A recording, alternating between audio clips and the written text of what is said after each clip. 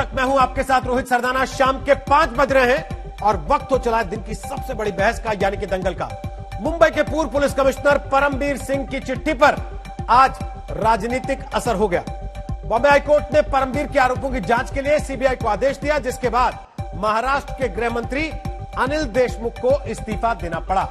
पिछले महीने परमबीर सिंह ने अपने ट्रांसफर के बाद सनसनीखेज आरोप लगाते हुए कहा था कि गृह मंत्री रहते अनिल देशमुख ने पुलिस को 100 करोड़ हर महीने वसूली का टारगेट दे रखा था। परमबीर सिंह अपने आरोपों पर सीबीआई जांच कराने की मांग लेकर पहले सुप्रीम कोर्ट गए थे, फिर सुप्रीम कोर्ट के कहने के बाद उन्होंने हाईकोर्ट का रुख किया और हाईकोर्ट ने परमबीर सिंह के आरोपों को असाधारण और अभूतपूर्व माना। कोर्ट ने सीबीआई से 15 दिन में मामले की प्राथमिक जांच के लिए कहा और कोर्ट के आदेश के मुताबिक सीबीआई अभी एफआईआर दर्ज नहीं करेगी, क्योंकि महाराष्ट्र सरकार पहले ही हाई लेवल जांच करा रही है। लेकिन अपनी प्राथमिक जांच के बाद सीबीआई आगे का कदम खुद तय कर सकेगी। बॉम्बे हाईकोर्ट के इस आदेश के बाद अनिल देशमुख को कुर्सी छोड़ने का फैसला लेना पड़ा, लेकिन बीजेपी के निशाने पर अब उद्धव सरकार है। बीजेपी ने उद्धव ठाकरे के मुख्यमंत्री बने रहने पर उनकी नैतिकता पर सवाल उठा दिया। इसीलिए दंगल में आज सवाल यह कि क्या सिर्फ देशमुख के इस्तीफे से उद्धव का खतरा टल गया? बड़ा अच्छा लगा। ये अनिल देशमुख का इस्तीफा है।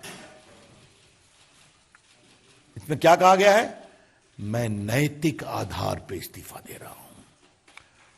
ये बड़े शब्द बड़े रोचक लगे मुझे। मुख्यमंत्री जी, आपकी कोई नैतिकता है कि नहीं? तो उद्धव ठाकरे जी, आपकी नैतिकता कहां है? क्या हम आपके नैतिकता के बारे में कुछ सुनेंगे? I think mister Uddhav Thackeray has forfeited the moral authority to govern. माननीय मुख्यमंत्री उद्धव ठाकरे जी, मैं बहुत विनम्रता से कहूंगा कि शासन करने के नैतिक अधिकार से अब आप वंचित हो गए, जिस तरह से आपकी सरकार चली है या चल रही है। पत्रकार मित्रों, लोकतंत्र का एक बहुत सीधा वसूल होता है। लोकतंत्र लोकलाज से चलता है। लोकतंत्र लोकलाज से चलता है। मैं ऐसा मानता हूं, महाराष्ट्र के इतिहास का ये जो काला इतिहास है, जिसमें रिश्वतखोरी, हफ्ताखोरी, इसकी स्टेट स्पॉन्सर्ड घटनाएं जिस प्रकार से बाहर आई है, ऐसा कभी हुआ नहीं था। महाराष्ट्र के मुख्यमंत्री उद्धव ठाकरे जी ने इतना गंभीर प्रकरण हुआ, आज तक इस प्रकरण पर एक भी प्रतिक्रिया नहीं दी है। मानो मुख्यमंत्री को इससे कोई लेन देन ही नहीं है। राज्य के वो प्रमुख है, किंतु उन्होंने इस पर कोई भूमिका भी नहीं रखी। हाँ, ये जरूर है कि उन्होंने हमारे सत्र के अंतिम दिन अपनी प्रेस कॉन्फ्रेंस में सचिन वाजे का बचाव जरूर किया था और एक प्रकार से वो कोई लादेन तो नहीं है, इस प्रकार की बात भी कही थी।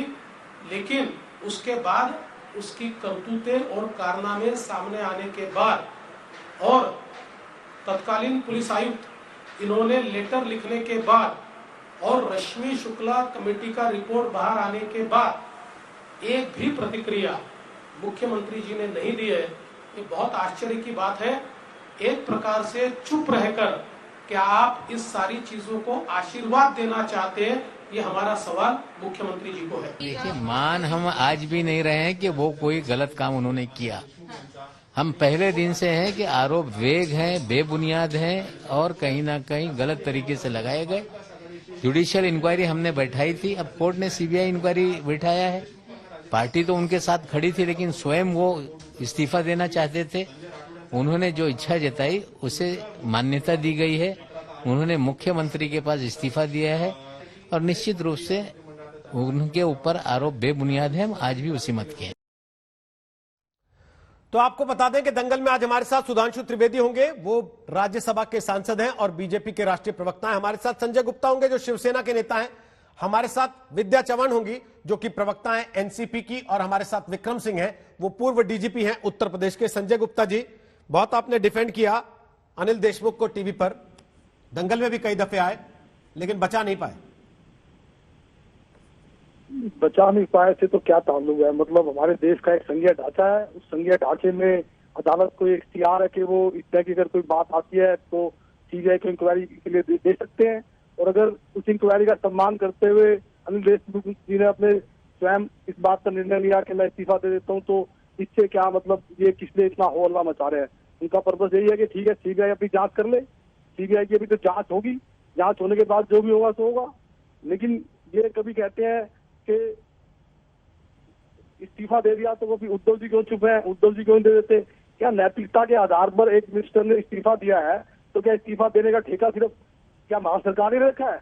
क्या लाल किले पे जब झंडा फहर गया था खालिस्तानी हुआ तब किसने इस्तीफा दिया? पुलवामा हुआ तब किसने इस्तीफा दिया? ये नैतिकता ये क्यों नहीं दिखाते? बंगलुरु के अंदर जो सेक्स स्कैंडल के अंदर मिनिस्टर एक इन्वॉल्व थे, वो उन्होंने कितनी मुश्किल से इस्तीफा दिया। मतलब ये तो इनके ऊपर जब आरोप प्रत्यारोप लगते हैं, इनके ऊपर कोई बात होती है, इनकी कोई नेग्लिजेंसी होती है, इनकी सरकार से कोई चूक होती है, इनके ऊपर आरोप प्रत्यारोप लगते हैं, ये इस्तीफा देते नहीं है। और अगर यहाँ पर एक इस्तीफा दे दिया है तो ऐसे होलना मचा रहे हैं जैसे पता नहीं क्या हो गया है। इस्तीफा दिया है कि जांच सही से हो जाए, जांच के बाद जो भी निष्कर्ष निकल के आएगा उसको देखेंगे, तो इसमें इतना होलना मचाने की इसलिए क्या जरूरत है? संजय जी, नैतिकता उस दिन कही जाती जिस दिन परमबीर की चिट्ठी आने के बाद इस्तीफा दे दिया होता।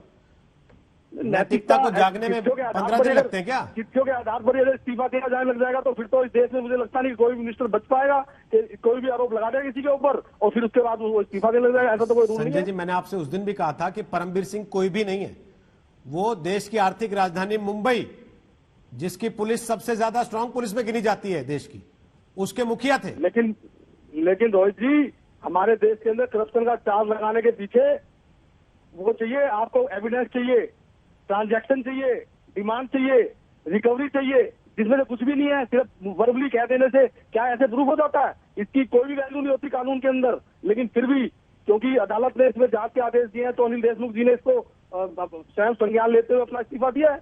इसकी कोई रिलेवेंसी नहीं होती कानून के अंदर। अगर आप मतलब कानून के अंदर जाएंगे तो मुख्यमंत्री ने उनसे नहीं कहा था कि इस्तीफा दो, उन्होंने अपनी मर्जी से दे दिया, मानता दिखाते हुए। उनसे स्वयं डिस्कस भी अपने विवेक के आधार पर उन्होंने अपना इस्तीफा दिया है। सरकार को नहीं करवाना था, उन्होंने खुद दे दिया।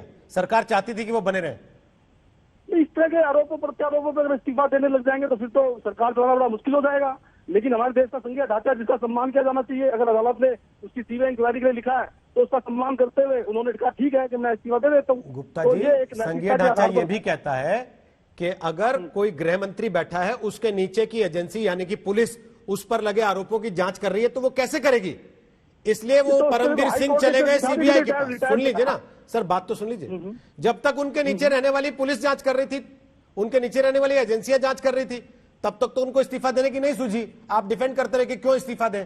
आज जब सीबीआई के पास जांच चली गई तो आप कह रहे हैं कि वो इतने महान आदमी, उन्होंने खुद इस्तीफा दिया है।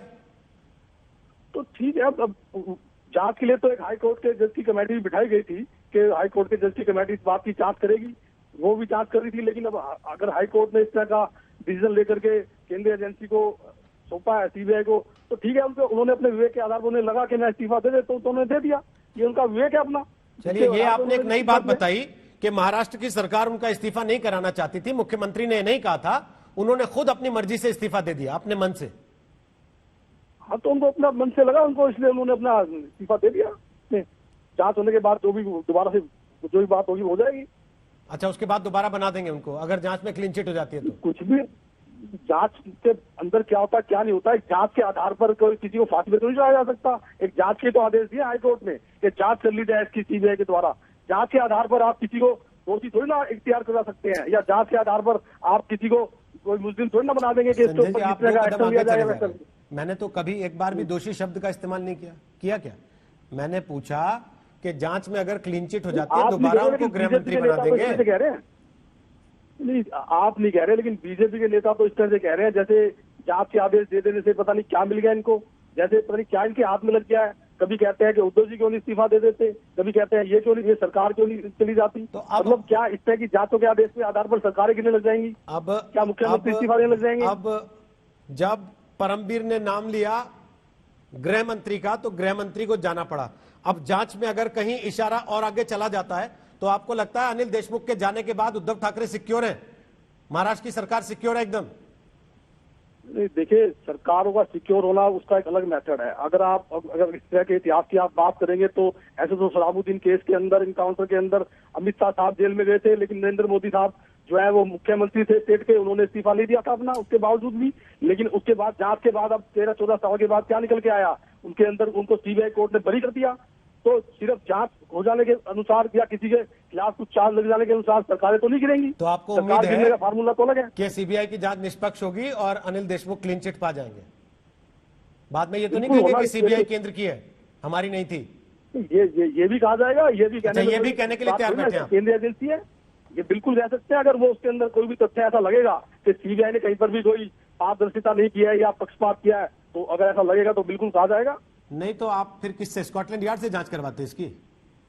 जांच तो एक ही देखिए, एजेंसी कर ऐसा है पाएगी, कि वो सीबीआई जांच कर रही फाइनल जांच नहीं है। होती है। पहले एनआईए नहीं, से आपको आप आपत्ति थी, फिर आप एनआईए की जांच पे भरोसा जताने लगे कि नहीं एनआईए कर रही है तो ठीक ही कर रही है। उसके पहले आप कह रहे थे कि एनआईए की क्या जरूरत है।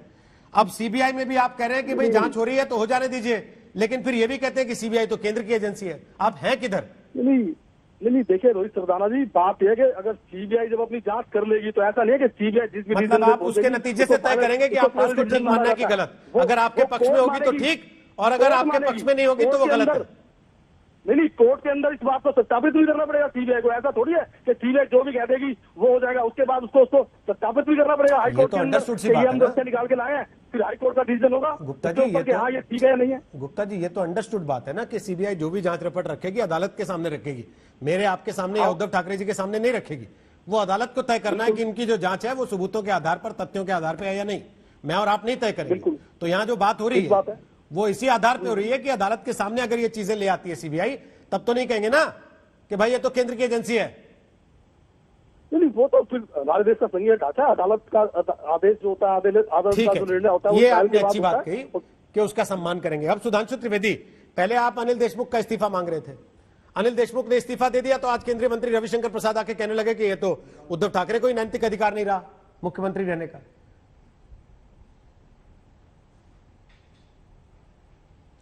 देखिए, बहुत स्पष्ट सी बात है। अभी जो कुछ संजय जी बोल रहे थे, तो विवेक की बात जो वो कह रहे थे वो तब होती जब इस प्रकार के किसी अदालत की टिप्पणी या निर्णय आने से पहले कर लेते। तो आपका विवेक जागृत अदालती कार्रवाई के बाद क्यों हुआ? इसका अर्थ यह है कि जिसे नैतिकता के आधार पर दिया इस्तीफा माना जाए या विवशता के आधार पर दिया इस्तीफा माना जाए, क्योंकि अब आपके सामने कोई विकल्प नहीं रह गया था।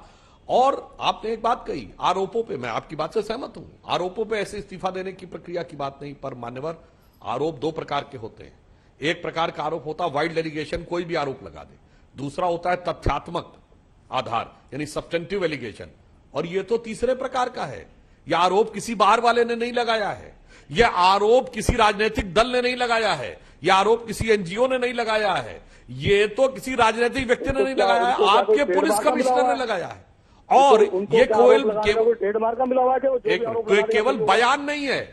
बात तो सुनिए मान्यवर बात देखिए संजय जी, अरे आरोप होता है, बयान होता, आप कहते हैं आरोप है, वो तो उसको लेकर सर्वोच्च न्यायालय में जा चुके हैं। यानी आज वो सर्वोच्च न्यायालय में, देश की सर्वोच्च अदालत में हलफनामा देकर यह बात कह चुके हैं। तो आपका ये कहना कि ऐसे तो कोई भी आरोप, ये कोई भी आरोप नहीं है, ये आपके अंदर की हकीकत है।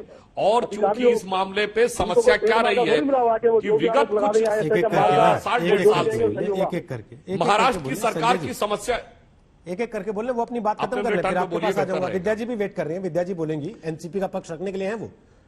सुधांशु जी बोल रहे हैं, उसके बाद विद्या जी के पास जा रहा हूं। बोलिए सुधांशु जी। संजय जी फिर आऊंगा। देखिए, विगत 1-1.5 वर्षों से, बस 2 लाइन में समाप्त करता हूं। देखिए, जब से ये महाआघाड़ी की सरकार बनी है, तब से आप देखिए एक के बाद एक कुछ न कुछ ऐसे प्रकरण सामने आते चले जा रहे हैं जो कानून व्यवस्था के पक्ष के ऊपर इनकी सरकार की अक्षमता को पूरी तरीके से उजागर कर रहे हैं। अब एक सामूहिक उत्तरदायित्व होता है भाई। अगर यह बात स्वीकार कर ली सरकार ने कि 100 करोड़ की उस वसूली में कहीं ना कहीं संलिप्तता गृह मंत्री की है, तो मुख्यमंत्री उससे पूरी तरह कैसे वो हो सकते हैं? याद करिए 1963 में इंग्लैंड में हेराल्ड मैकमिलन की सरकार को इस्तीफा देना पड़ गया था भाई, क्योंकि उनका एक मंत्री जो था उसने स्वीकार कर लिया था कि हाँ मैंने गलत किया। एक सेकंड रुक रहा हूं। कहां स्वीकार किया सरकार ने कि हाँ 100 करोड़ की वसूली कर रहे थे? सरकार ने कहा क्योंकि सीबीआई जांच हो रही है तो इसलिए वो इस्तीफा दे रहे हैं ताकि जांच निष्पक्ष तरीके से एजेंसी कर सके। मंत्री रहते जो नहीं हो सकती। हाँ, मैं रोहित जी बताता हूं, यदि पहले दिन आरोप लगने के साथ ही इस्तीफा दे दिया होता, जैसे अजीत पवार ने दे दिया था पिछली सरकार में जब सिंचाई घोटाले पे आरोप लगा, तो यह मान लेते कि नैतिक आधार पे दिया है, सरकार पूरी तरह ठीक है। आज आप बताइए, अदालत के निर्णय के बाद कोई रास्ता था क्या? कोई और चारा बचा था कि अदालत सीबीआई कहेगी कि जांच रिपोर्ट दो और जांच रिपोर्ट के ऊपर बैठे रहेंगे मुख्यमंत्री गृह मंत्री जो आरोपी है? तो आज तो व्यवस्था थी, इसलिए यह स्वीकार होती है, अन्यथा सरकार उसको लेकर स्टैंड लेती। ठीक है, ओके, एक सेकंड, अब मैं विद्या जी को ला रहा हूं चर्चा में। विद्या जी, क्या सरकार को फजीहत से बचने के लिए इस्तीफा दिलाना पड़ा कि गृह मंत्री को सीबीआई पूछताछ के लिए बुलाएगी तो बेइज्जती होगी, इसलिए बेहतर है पहले उनसे छुटकारा पा लिया जाए? आवाज नहीं आ रही है आपकी शायद। जी, अब सुन पा रहे हैं, बोलिए। मैं आ रही है आवाज? जी आ रही है, बोलिए। हाँ, तो मुझे यही कहना है आपको कि जो पहले से आपकी मैंने चर्चा सुनी, इसमें आप लोग ये बार बार कह रहे हैं कि इस्तीफा क्यों दिया, क्योंकि आज हाईकोर्ट ने ये आदेश दिए है, इसलिए ये इस्तीफा हुआ है। ऐसा नहीं है और नैतिकता के आधार पे हुए। पहले जो हमारे ऊपर आरोप लगाए थे वो भाजपा के लोगों का जो मैं आपको एक बार फिर से याद दिलाना चाहती हूँ कि जो परमवीर जी ने जो पत्र दिया था, उस पत्र वो उनके आईडी ईमेल से नहीं आया था और ना ही उनका उसके ऊपर सिग्नेचर था। तो ये सब भाजपा की मनगढ़ंत कहानी थी। 100 करोड़ का घोटाला है, ये है, वसूलीबाजी है, जो शब्द भाजपा यूज कर रही है उसके ऊपर हमारा ऑब्जेक्शन इसलिए है कि ऐसी कोई वसूली हुई नहीं है। आपको मैं याद दिलाना चाहती हूँ कि गोवा है, चाहे कर्नाटक हो, चाहे एमपी हो, चाहे राजस्थान हो, सब जगह जहाँ जहाँ भाजपा के छोड़ के सत्ता में है उनको सत्ता से खींचने का काम भाजपा ने किया है, आमदारों की खरीद करना काम किया है। लेकिन महाराष्ट्र में जो 3 पार्टियां एक साथ आई है, कांग्रेस, शिवसेना और एनसीपी, तो इनको यहाँ पर झेलने का कोई मौका नहीं है। और ये जो भाजपा का मनगढ़ंत कहानी उन्होंने बनाई थी और ये इसके लिए हमें बार बार ये परेशान करने का इन्होंने ठानी है और वो कर रहे हैं। उसमें केंद्र सरकार की इनको हमेशा मदद मिल रही है और केंद्र सरकार की मदद से ये सब काम हो रहा है। ये मैं बार बार आपको बताना चाहती हूँ। अभी तो यहाँ पर हमारे ऊपर जितने भी इल्जाम लगाए जाते हैं, तो मैं आपको ये बताना चाहती हूँ कि यहाँ पर हाईकोर्ट ने 15 दिन के अंदर सीबीआई को यहाँ इंक्वायरी करने को बोला है, इसलिए अनिल देशमुख जी ने अपना रेजिग्नेशन दिया है। इसमें और कोई नहीं। और अभी आपने जो बोला कि केंद्र के जो मंत्री रहे, प्रसाद क्या उनका नाम है, उन्होंने ये इल्जाम लगाया है कि अभी इनका राजीनामा हुआ, अभी सीएम का राजीनामा होगा। यानी ये क्या है, ये क्या चाहते हैं, इनका एम किसके ऊपर है? इनका सीधा एम मुख्यमंत्री की ओर है। लेकिन मैं आपको बताना चाहती हूँ कि ना ही मुख्यमंत्री का राजीनामा का सवाल होता है, ना ही किसी और मंत्री का सवाल होता है, क्योंकि यहाँ पर मैंने अभी बहुत सारी चर्चाएं सुनी जिसमें महाराष्ट्र के एनसीपी के अध्यक्ष जो चंद्रकांत पाटिल है वो ये बोलते हैं कि अभी और एक दो लोगों का राजीनामा देंगे। यानी ये सब साजिश केंद्र सरकार से जाके तय करते हैं। आपको मालूम है जब परमवीर सिंह जी ने यहाँ पर ये किया था, तभी देवेंद्र फडणवीस तुरंत केंद्र के ओर गए थे, दिल्ली गए थे। दिल्ली में इनका कटकारस्थान तैयार हुआ। तो ये हम लोग इतने कुछ अनपढ़ नहीं है, हम लोग कुछ इतने राजनीति में ये नहीं है कि जो हमको पता नहीं चले कि भाजपा क्या करती है, भाजपा क्या करती है, इसका पता हमें भी चलता है। विद्या जी, अब एक सवाल ये है कि आज मैं आपकी बात पे सुधांशु से जवाब लूं, उसके पहले मेरा एक सवाल और है। और सवाल यह है कि बीच में खबरें तो ये भी आई थी कि शरद पवार मिले गृह मंत्री से एक कार्यक्रम के दौरान या एक कार्यक्रम के नाम पर वो मुलाकात तय कराई गई। तो क्यों ना समझा जाए कि आप लोग भी मिलकर कुछ ना कुछ खेल कर रहे हैं बीजेपी के साथ, अगर आपको पता ही है कि बीजेपी खेल कर रही है तो? देखिए, इसका हम लोगों ने इनकार किया है। हमारे प्रमुख प्रवक्ता ने ये कहा था कि ऐसी कोई भेंट हुई थी। अभी जब आपने अमित शाह जी को पूछा था तो उन्होंने भी ये नहीं की। तो मुझे ये कहना है कि अगर मिले भी, समझो अगर हम लोग कहते कि नहीं मिले, अगर मिले भी तो देश के गृह मंत्री को हम लोग नहीं मिल सकते, प्राइम मिनिस्टर को हम लोग नहीं मिल सकते। तो इसमें जैसे आम लोग बाकी के लोग मिलते हैं, तो हमारे नेता अगर उनसे मिलते हैं वैसे मिले नहीं, लेकिन आपका अगर ये कहना है कि मिले हैं तो उसमें कोई गैर प्रकार नहीं है, इसमें भी हम लोग ये मिल सकते हैं। अगर अमित शाह जी गृह मंत्री है, अगर मोदी जी प्राइम मिनिस्टर जी है तो हम लोग मिल सकते हैं। अभी मोदी जी कितने बार बारामती भी आ गए, जेटली जी आ गए। विद्या जी, जब जब मोदी जी से मिले हैं शरद पवार, तो इसका बाकायदे तस्वीरें सार्वजनिक उन्होंने खुद भी की हैं, प्रधानमंत्री ने भी की हैं और ये बताया है कि हम मिल रहे हैं। लेकिन जो पिछले दिनों चर्चा रही उसको आप नकार रही हैं, ये अलग विषय है। लेकिन वो चर्चा यही रही कि महाराष्ट्र की सरकार को लेके कहीं कोई खिचड़ी पक रही है, उसमें फडणवीस भी थे,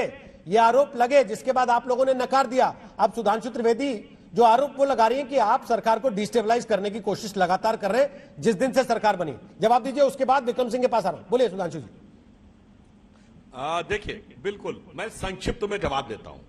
मैं पुनः कह रहा हूं, यदि ये कोई राजनीतिक आरोप होता, सरकार के बाहर के किसी व्यक्ति ने आरोप लगाया होता, आप कह सकते थे ये निराधार है, ये बेकार है और हम इस पे स्टैंड ले रहे हैं। यदि कोई ऐसी स्थिति आ गई जांच की तो हमने नैतिक आधार पे इस्तीफा दे दिया। परंतु मैं विद्या जी को भी बताना चाहता हूं, यह सरकार के बाहर से आरोप नहीं था, यह सरकार के अंदर से आरोप था, सरकार के पुलिस कमिश्नर का आरोप था। और यदि आपको यह लगता है कि आपके गृह मंत्री सही थे तो पुलिस कमिश्नर पे कार्रवाई क्यों नहीं हुई? तो बहुत बड़ा मुद्दा था कि सरकार के खिलाफ न सिर्फ एक सर्विंग सिविल सर्वेंट ने बयान दिया है, बल्कि लिखित बयान दिया है और लिखित हलफनामा जाके सर्वोच्च न्यायालय में दे दिया। साहस नहीं हुई सरकार में कार्रवाई करने की। क्यों?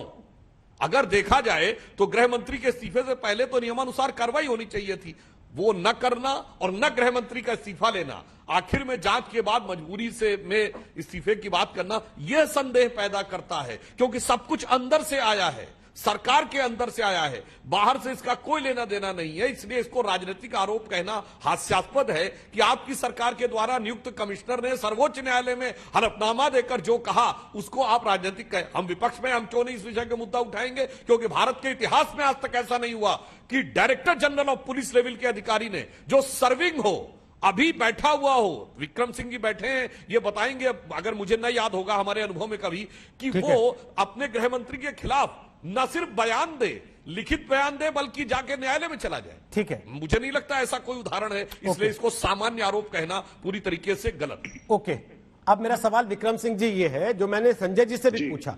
गृह मंत्री रहते जब उनके नीचे की एजेंसियां जांच कर रही थी तब उन्होंने इस्तीफा नहीं दिया, लेकिन जब केंद्रीय एजेंसी को जांच का जिम्मा दिया गया तो वो कह रहे हैं कि नैतिकता के आधार पर इस्तीफा। स्वतंत्र जांच तब नहीं हो पाती पहले की स्थिति में, या अब नहीं हो पाती उनके मंत्री के रहते? रोहित जी, विश्वसनीयता बहुत बड़ी चीज है। एक युग बीत जाता है तब विश्वसनीयता बनती है और टूटने में एक चीज में हो जाता है, विश्वसनीयता समाप्त हो जाती है। लेकिन औचित्यपूर्ण यह होता कि परमवीर और गृह मंत्री दोनों के इस्तीफे साथ साथ आने चाहिए थे। परमवीर को तो बर्खास्त होना चाहिए था, क्योंकि पुलिस कमिश्नर रहते हुए उन्होंने इस प्रकरण में क्या कार्रवाई की और मूक दर्शक बने रहे तो भी, निष्क्रिय रहे तो भी और संलिप्त रहे तो भी परमवीर सिंह अपनी जिम्मेदारी से नहीं हट सकते हैं। अब बात आती है गृह मंत्री के ऊपर। गृह मंत्री के ऊपर यह एक परंपरा है कि किन प्रकार के आवेदन पत्रों पे कार्रवाई होती है। अगर एनोनिमस हो, यानी छद्म नाम से हो, गुमनाम हो, नहीं होगी। अगर स्पेसिफिक आरोप है, स्पष्ट आरोप है, आरोप लगाने वाले ने अपना नाम, पद, ओहदा दिया है, कार्रवाई होके रहेगी। और अगर यही मानक जो हमारे राजनीतिक मित्रों ने कहा है, अगर यही मानक IAS IPS पर लगा दें तो आज तक कोई भ्रष्ट, निकम्मा, उदंड IAS IPS फिर बर्खास्त नहीं होगा। बर्खास्त तभी होगा जब जो एस्टैब्लिश्ड नियम है रोहित जी, कि इन आधार के ऊपर पहले आप सस्पेंशन के बाद विभागीय कार्रवाई, न्यायालय से दोष मुक्त होंगे तो विभागीय कार्रवाई में डिसमिसल होगा। भागने के तमाम रास्ते बंद हो जाते हैं। लेकिन यहां पर तो कुर्सी से हम ऐसा चिपके रहेंगे कि जब तक या तो प्राण ही न चला जाए, या जब तक कि सुप्रीम कोर्ट से अभयदान न मिल जाए, या राष्ट्रपति से माफीनामा न मिल जाए, तब तक हम 25-30 साल जनता की छाती पे मुंह गलते रहेंगे। ये बिल्कुल अस्वस्थ परंपरा है रोहित जी, नहीं होनी चाहिए। जो मानक IAS IPS के लिए एस्टैब्लिश्ड डिपार्टमेंट ऑफ पर्सनल ने मानक बना रखे हैं कि किस आधार पर हम आवेदन पत्र के ऊपर कार्रवाई करेंगे, वही सब पे लागू होना चाहिए। ठीक है, शुचिता भी एक चीज होती है, तब तक बेहतर होता कि आप हट जाते। अब जब CBI के आदेश आ गए, जिसको संघीय डाटा हम कह रहे हैं, संघीय नहीं, संवैधानिक व्यवस्था में उसको कहूंगा। विक्रम जी, नैतिकता पहले 5 दिन में, पहले 2 दिन में, पहले 4 दिन में जाग जाए तो वो नैतिकता, और अगर वो 1 महीने बाद अदालत से झटका खाने के बाद जाग जाए तो क्या उसे नैतिकता कहा जा सकता है? और दूसरा सवाल यह है कि क्या देशमुख के इस्तीफे से उद्धव ठाकरे का खतरा टल गया? महाराष्ट्र के गृह मंत्री अनिल देशमुख का आखिरकार इस्तीफा, क्योंकि अदालत ने कहा सीबीआई पूरे मामले की जांच करे, जिसमें परमबीर सिंह पूर्व कमिश्नर ने चिट्ठी लिखकर गृह मंत्री देशमुख पर वसूली करवाने के आरोप लगाए थे। हमारे साथ विद्या चौहान है जो एनसीपी का पक्ष रख रही है, सुधांशु त्रिवेदी बीजेपी का पक्ष रख रहे हैं, विक्रम सिंह साहब पूर्व डीजीपी हैं उत्तर प्रदेश के, और संजय गुप्ता नेता हैं शिवसेना के। लेकिन हमारे साथ विद्या आ गई, हमारी सहयोगी, जो कि मुंबई से इस वक्त लाइव है, लगातार इस पूरी खबर पर विद्या नजर बनाए हुए हैं। विद्या, बीजेपी ने दिल्ली में सीधा सीधा निशाना साधा है अब उद्धव सरकार पर। क्या राजनीतिक तौर पर यह माना जाए कि देशमुख के इस्तीफे से उद्धव सरकार ने अपना संकट टाल लिया है या मुसीबत बढ़ गई? अब मुंबई तक है जी, देखिए मुसीबत तो अभी बढ़ी है, ऐसा नहीं है कि मुसीबत अभी कम हुई है। अभी तो पूरी जांच पड़ताल तो इस पूरे मामले में अभी भी चल रही है, शुरू होगी, और जब तक ये शुरू होती है सीबीआई जांच करती है, इंक्वायरी। और आप बॉम्बे हाईकोर्ट का आदेश देख लीजिए, बॉम्बे हाईकोर्ट ने कहा है अपने आदेश में साफ साफ कि जो आरोप परमबीर सिंह लगा रहे हैं वो उसको दरकिनार नहीं किया जा सकता। बहुत गंभीर आरोप है और कॉग्निजेबल ऑफेंस बनता है, प्राइम फेसाई ऊपरी तौर पर देखने में इसमें ऑफेंस बनता है। यही वजह है कि बॉम्बे हाईकोर्ट ने इस पूरे मामले में सीबीआई की जांच सौंपी है, और यही वजह है कि अब जब ये पूरी जांच पड़ताल शुरू होगी तो 15 दिनों में ही पता लग पाएगा कि सीबीआई को क्या मिल रहा है और क्या नहीं मिल रहा है। उसके आधार पे वो डिसाइड करेंगे कि एफआईआर रजिस्टर करना है कि नहीं। लेकिन मुश्किल अभी कम नहीं हुई है, अभी तो बढ़ी है। इन 15 दिन के भीतर क्या सीबीआई जरूरत समझे या चाहे तो देशमुख से पूछताछ कर सकती है? और क्या यही वजह है कि देशमुख को आखिरकार कुर्सी से हटना पड़ा? बिल्कुल जी, बिल्कुल यही वजह ही है, क्योंकि हम लोगों ने जितने लोगों से बात किया सबका यही कहना था कि होम मिनिस्टर से पूछताछ करने के लिए होम मिनिस्टर के घर पर रेड कर रही है सीबीआई। ये बातें महाराष्ट्र सरकार को ठीक नहीं, गवारा नहीं थी।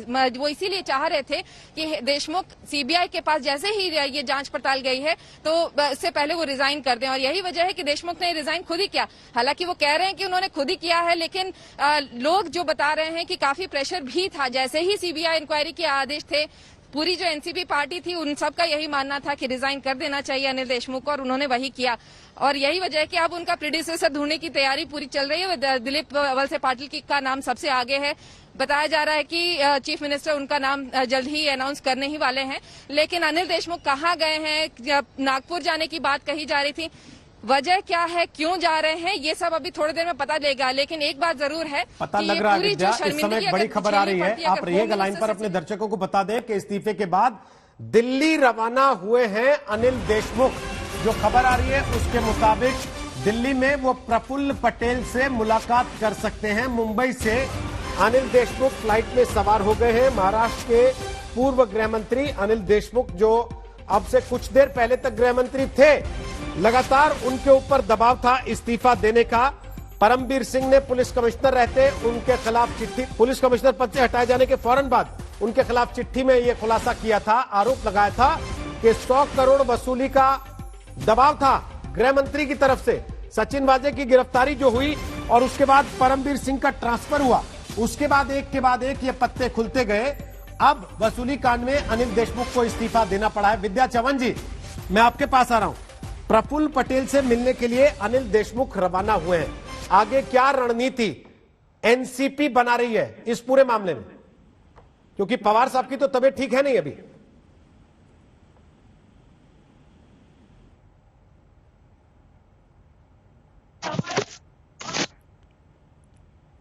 विद्या जी, मेरी आवाज आ रही है आपको?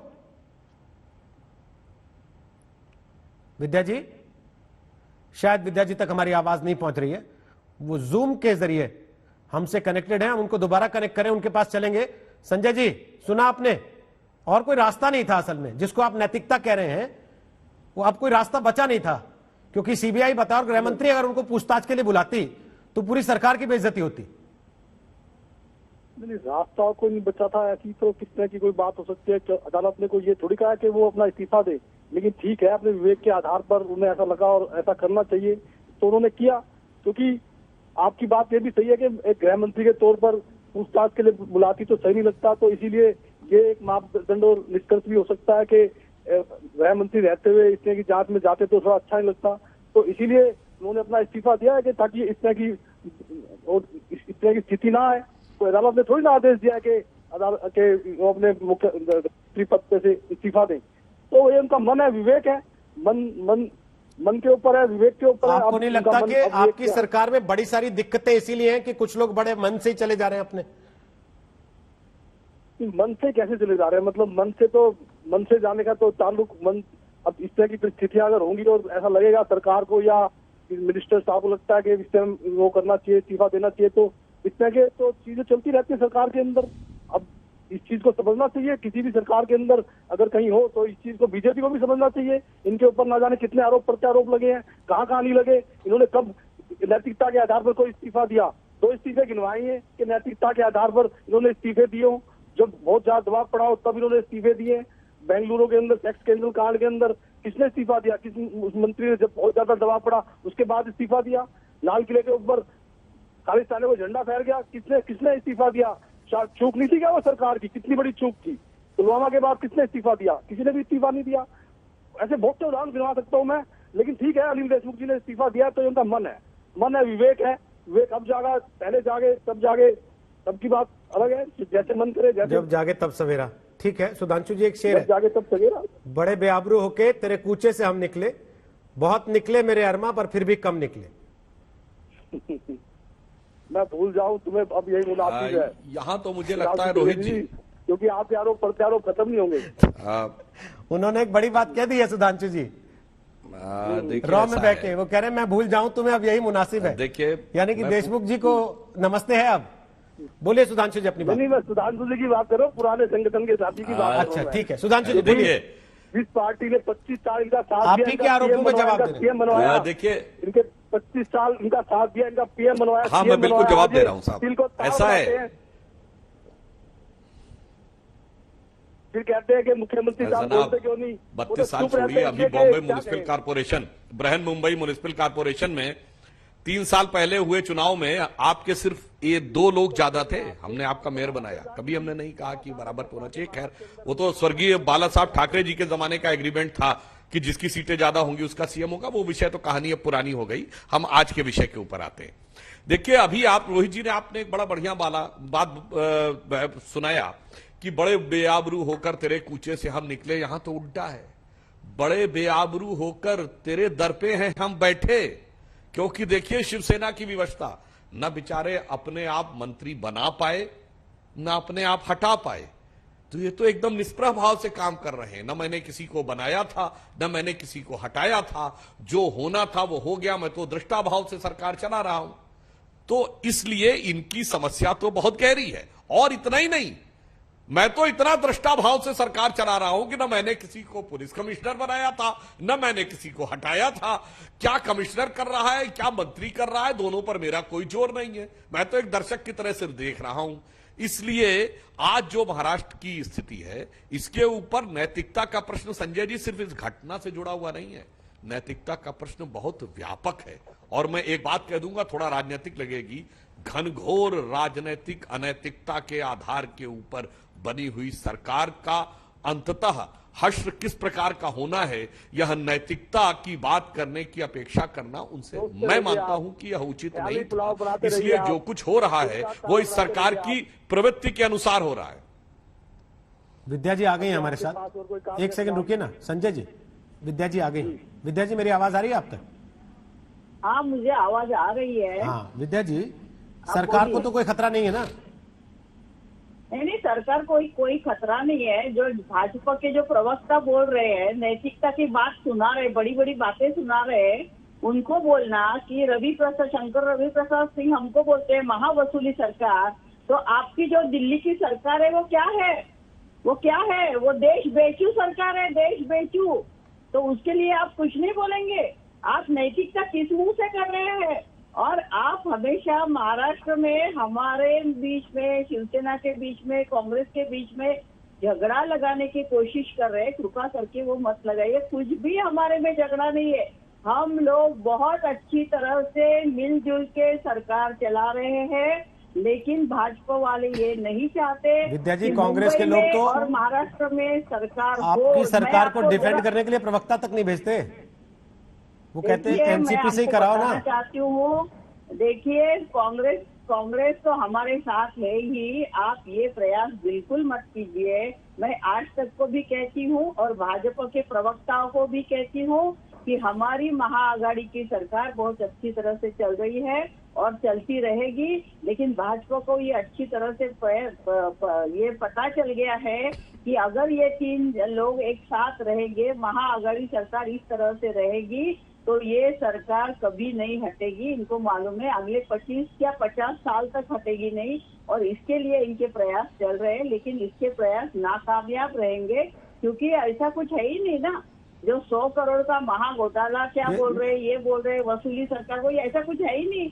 ये मनगढ़ंत कहानी भाजपा की है, भाजपा ने बनाई हुई है। मैं बार बार जो बताना चाहती हूँ आपको कि परमवीर सिंह जी के अकाउंट से ये लेटर भेजा ही नहीं था, जिनके लेटर पे उनकी विद्या जी वो टीवी पे कह गए कि मैंने ही भेजा है लेटर। उन्होंने सबके सामने खुद बैठ के कह दिया। तो जब हम आपकी बात को ये मान लें कि आपने डिनाई कर दिया, 15 महीने तक पवार साहब और अमित शाह नहीं मिले, तो उनकी बात भी तो माननी पड़ेगी ना, जो खुद कह रहे हैं कि हमने लिखी। परमवीर सिंह जी 15 महीने तक कुछ नहीं बोले। जिस वक्त उनको पता चला कि मेरी ट्रांसफर कर दी गई है, उस वक्त वो बोले 16 तारीख को अगर वो सीएम से अब देशमुख जी तो ऐसा कुछ नहीं बोल देंगे ना, कुर्सी जाने के बाद कभी वो भी कुछ बोलते हैं ऐसा। तब उनको बोलना जरूरी था कि भाई ऐसा ऐसा हो रहा है। विद्या जी, देशमुख जी तो ऐसा कुछ नहीं बोल देंगे ना कुर्सी जाने के बाद, जैसा परमवीर ने बोल दिया था। ये सब मनगढ़ंत कहानी भाजपा ने बनाई है, ये लेटर भी भाजपा ने बनाया है, ठीक है। और ये सब कारस्थान भी भाजपा का है। चलिए, अब तो सीबीआई तय करेगी, ये कभी यशस्वी सीबीआई तय करेगी। विद्या जी, हमारी तीनों पार्टियों की सरकार अच्छी तरह से चल रही है। अब तो सीबीआई तय करेगी कि लेटर मनगढ़ंत था, लेटर पॉलिटिकल था, या लेटर उनका खुद का लिखा हुआ था। विक्रम सिंह साहब जाने से पहले जल्दी से एक बहुत छोटा सा कमेंट बस आपसे आखिरी, इस पूरे मामले को लेके क्या परमवीर सिंह के आरोपों को, हालांकि अब तो अदालत ने कह दिया कि सीरियस है, नजरअंदाज नहीं किया जा सकता, लेकिन यह कह के खारिज किया जा सकता है कि ये पॉलिटिकली मोटिवेटेड लगते हैं? नहीं, कैसे पॉलिटिकली मोटिवेटेड है? अब तो अदालत ने जब कह दिया कि ये सीरियस मैटर है और स्पेसिफिक एलिगेशंस हैं, तो इसकी जांच तो होनी है, सीबीआई करेगी। ये पॉलिटिकल कहां से हो गए? लेकिन ये जरूरी है कि परमवीर सिंह के भी कॉन्टेक्ट की भी जांच इसी के साथ हो, जो देशमुख जी के कॉन्टेक्ट की जांच हो रही है। सचिन वाजे का अंदर फोर्स पे जबरदस्ती लिया जाना, उनको महत्वपूर्ण विषय देना, ये सब जांच का विषय है। उनको उसामा बिन लादेन की महिमा मंडित करना, इसकी भी जांच होनी चाहिए। ठीक है। पूछा था क्या अनिल देशमुख के इस्तीफे से उद्धव सरकार पर मंडराना खतरा टल गया? आपके जो जवाब हमें मिले, 10% लोगों को लगता है हाँ खतरा टल गया, जबकि 90% लोगों को ऐसा नहीं लगता।